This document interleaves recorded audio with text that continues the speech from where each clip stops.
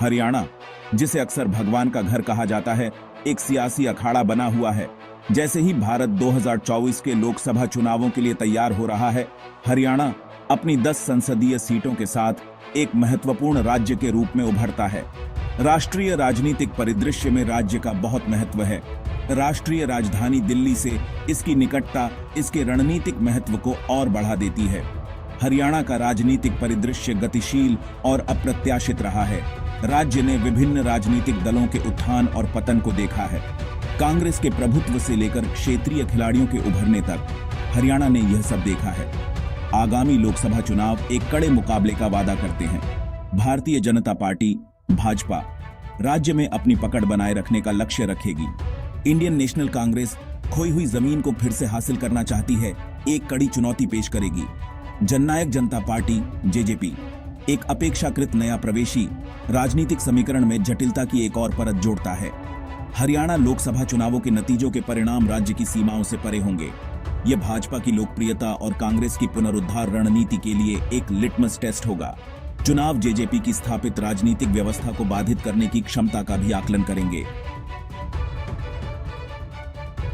Bharatiya Janata party Bhajpa प्रधानमंत्री नरेंद्र मोदी के करिश्मे पर सवार होकर अपनी जीत का सिलसिला जारी रखना चाहती है। विकास, राष्ट्रवाद और हिंदुत्व पर पार्टी का फोकस वोटर्सों के एक वर्ग के साथ प्रतिध्वनित हुआ है। हालांकि भाजपा को सत्ता विरोधी लहर और किसान आंदोलन के रूप में चुनौतियों का सामना करना पड़ रहा है। इंडियन नेशनल कांग्रेस जो कभी हरियाणा में एक प्रमुख शक्ति थी, का लक्ष्य खोई हुई जमीन को फिर से हासिल करना है।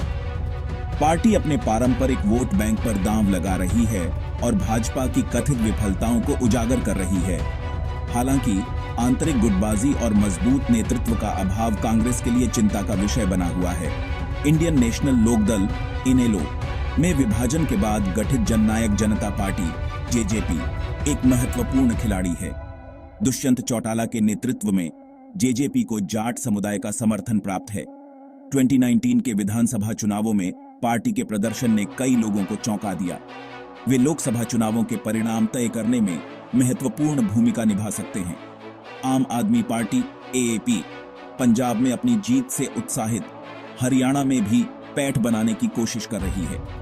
जबकि एएपी की उपस्थिति अन्य 3 पार्टियों की तरह मजबूत नहीं हो सकती है, लेकिन उनकी भागीदारी से वोट शेयर प्रभावित हो सकता है, खासकर शहरी क्षेत्रों में। बेरोजगारी खासकर युवाओं में एक बड़ी चिंता का विषय है। रोजगार के अवसरों की कमी ने युवा वोटर्सों में हताशा और गुस्सा पैदा किया है।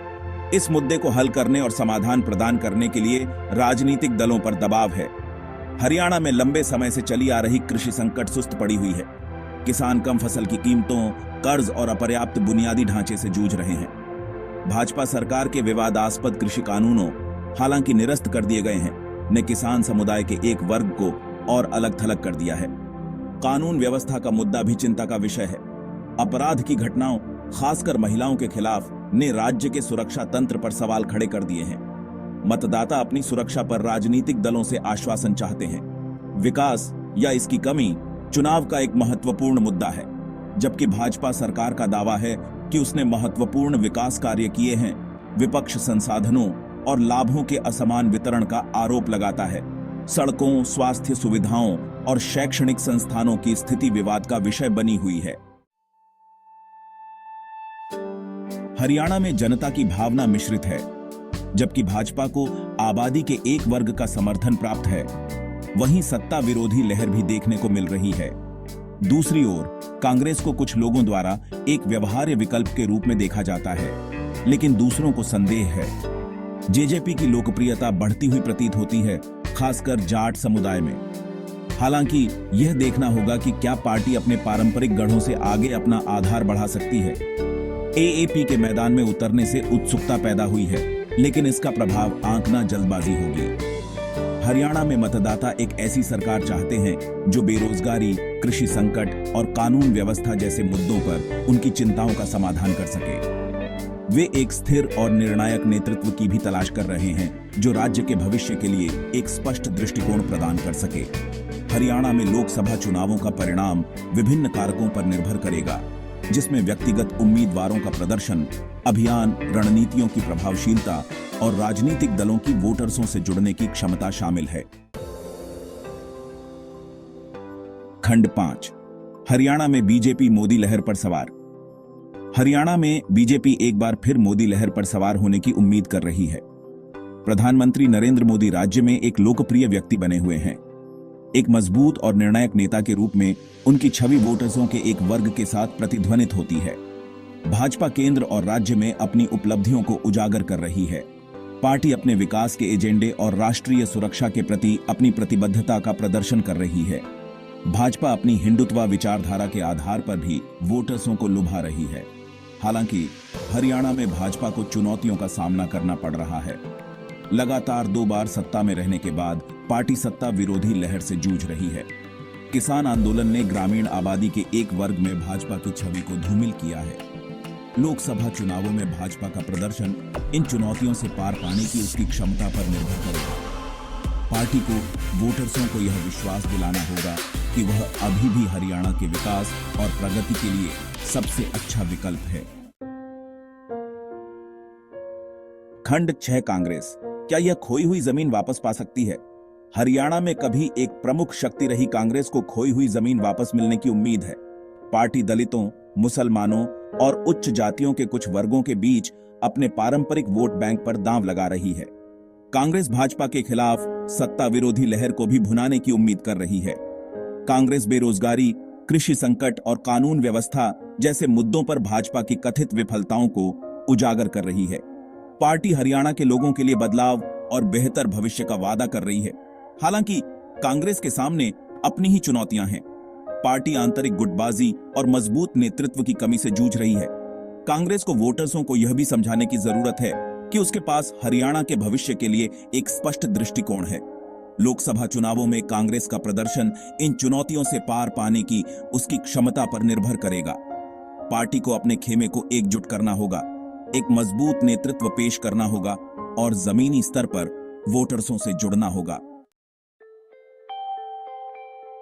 जेजेपी हरियाणा के राजनीतिक परिदृश्य में एक अपेक्षाकृत नया प्रवेशी आगामी लोकसभा चुनावों में वाइल्ड कार्ड है। दुष्यंत चौटाला के नेतृत्व में पार्टी ने 2019 के विधानसभा चुनावों में अपने प्रदर्शन से कई लोगों को चौंका दिया, 10 सीटें जीतीं और किंगमेकर के रूप में उभरी। जेजेपी को जाट समुदाय का समर्थन प्राप्त है, जो हरियाणा की आबादी का एक महत्वपूर्ण हिस्सा है। इसके अलावा पार्टी अपने विकास के एजेंडे को उजागर करके अन्य समुदायों के बीच अपना आधार बढ़ाने की कोशिश कर रही है। लोकसभा चुनावों के लिए जेजेपी का लक्ष्य खुद को भाजपा और कांग्रेस दोनों के विकल्प के रूप में पेश करना है, जो भाजपा के खिलाफ सत्ता विरोधी लहर और कांग्रेस की कथित कमजोरियों को भुनाने की उम्मीद कर रहा है। जेजेपी का प्रदर्शन काफी हद तक अपने जाट वोट बैंक को मजबूत करने और अन्य समुदायों के वोटर्सों को आकर्षित करने की क्षमता के साथ साथ चुनावों से पहले गठबंधन बनाने पर निर्भर करेगा। जाति, धर्म और क्षेत्रवाद हरियाणा की राजनीति में महत्वपूर्ण भूमिका निभाते हैं। राज्य में जातिगत राजनीति के इतिहास के साथ एक जटिल सामाजिक ताना बाना है। हरियाणा में प्रमुख जाति समूहों में जाट, रोर, अहीर, गुर्जर और दलित शामिल हैं। राजनीतिक दल अक्सर वोटर्सों से उनकी जाति और धार्मिक पहचान के आधार पर अपील करते हैं। भाजपा हिंदू वोटों को एकजुट करने में सफल रही है, जबकि कांग्रेस पारंपरिक रूप से दलितों और मुसलमानों के समर्थन पर निर्भर रही है। हरियाणा में क्षेत्रवाद एक अन्य कारक है जो मतदान के प्रतिमान को प्रभावित करता है, क्योंकि राज्य के विभिन्न क्षेत्रों के लोगों की अपनी आकांक्षाएं और चिंताएं होती हैं। राजनीतिक दल अक्सर इन क्षेत्रीय भावनाओं को दूर करने के लिए अपने अभियानों को तैयार करते हैं। जाति, धर्म और क्षेत्रवाद का परस्पर क्रिया हरियाणा के चुनावी परिदृश्य को जटिल और अप्रत्याशित बनाता है, और यह देखना होगा कि आगामी लोकसभा चुनावों में ये कारक कैसे खेलेंगे। हरियाणा के चुनावी अंक गणित को समझना वास्तव में एक चुनौतीपूर्ण काम है। राज्य में करीबी मुकाबलों और अप्रत्याशित परिणामों का इतिहास रहा है। हालांकि पिछले चुनाव परिणामों और मौजूदा रुझानों का विश्लेषण करने से कुछ अंतर्दृष्टि मिल सकती है। 2019 के आम चुनावों में भाजपा ने हरियाणा की सभी 10 लोकसभा सीटें जीतीं जिसमें 58% से अधिक वोट शेयर हासिल किया, जबकि कांग्रेस लगभग 28% वोट ही हासिल कर पाई। इनेलो और एएपी हाशिए पर चले गए। हालांकि तब से स्थिति बदल गई है। किसान आंदोलन ने ग्रामीण आबादी के एक वर्ग में भाजपा की छवि को धूमिल किया है। दूसरी ओर ऐसा लगता है कि कांग्रेस कुछ खोई हुई जमीन वापस पा रही है। एक महत्वपूर्ण खिलाड़ी के रूप में जेजेपी के उभरने से चुनावी समीकरण और भी जटिल हो गया है।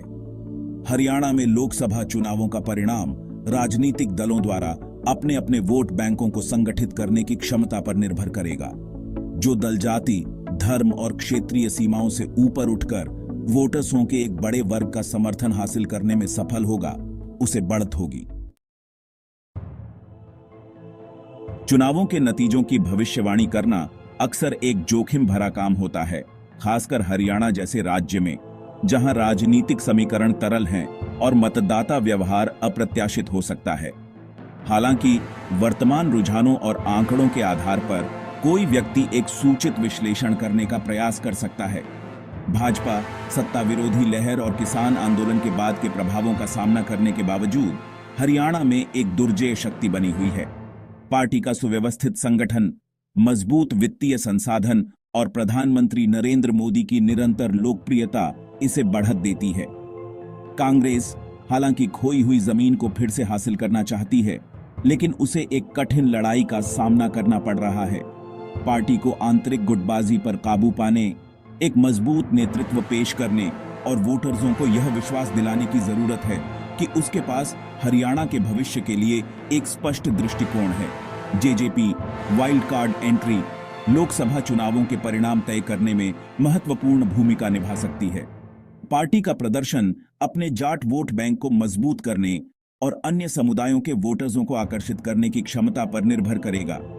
एएपी के मैदान में उतरने से जटिलता की एक और परत जुड़ जाती है, जबकि एएपी की उपस्थिति अन्य 3 पार्टियों की तरह मजबूत नहीं हो सकती है, लेकिन उनकी भागीदारी संभावित रूप से वोट शेयर को प्रभावित कर सकती है, खासकर शहरी क्षेत्रों में।